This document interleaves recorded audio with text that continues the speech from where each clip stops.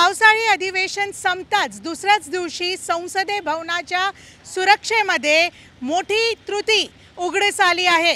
सध्या आपण संसदे भवनाच्या बाहेरच्या परिसरात आहोत आणि आपण बघतोय की सिक्युरिटीचे वेगवेगळ्या लेयर्स आहेत।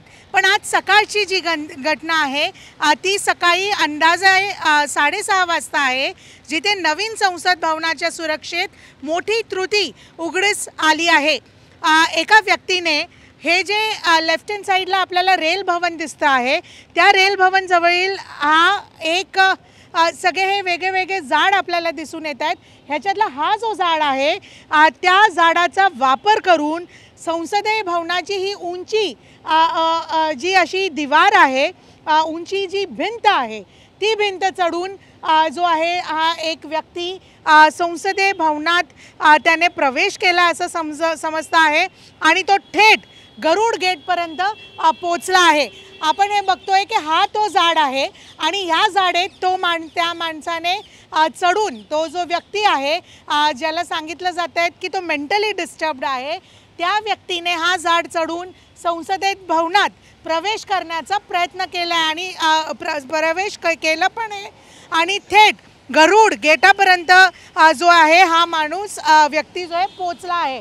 संसदे भवनाचे हे व्हिज्युअल्स तुम्हाला मी दाखवती आहे आणि त्यात तुम्ही बघा की कशा प्रकाराने इथे वेगळ्या वेगळ्या लेवलच्या सिक्युरिटीज आहेत, CISF डिप्लॉईड आहे, त्यांची इथे चेकपोस्ट पण आहे।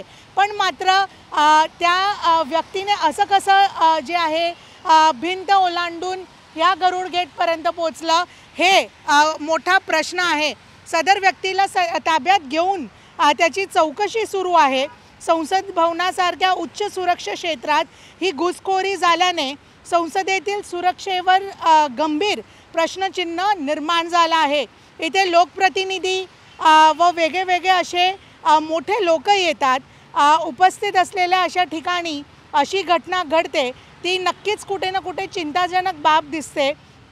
बरोबरच हे पहिल्यांदा असं झालं नाही आहे, तर मागील काळातही संसद परिसरातील सुरक्षा व्यवस्थेबाबत अनेकदा चिंता व्यक्त केली गेली, तरी वेगळे वेगळे असे घटनेही समोर आले आहेत। तरी देखील या घटनेमुळे सुरक्षा यंत्रणांनी कशा प्रकाराने आता जी आहे तयारी केली आहे, कारण की संसद भवन हे देशाच्या लोकशाहीचं सर्वोच्च स्थान असं आहे आणि याची सुरक्षा कुठे ना कुठे व्यवस्थित नाही आहे किंवा सुरक्षित असं जेव्हा प्रश्न निर्माण होतं, नक्कीच ती चिंतेची बाब म्हणून समजून येते। दिल्लीहून व्हिडिओ जर्नलिस्ट ईश्वर बरोबर मी उर्वशी खोना, झी मीडियासाठी।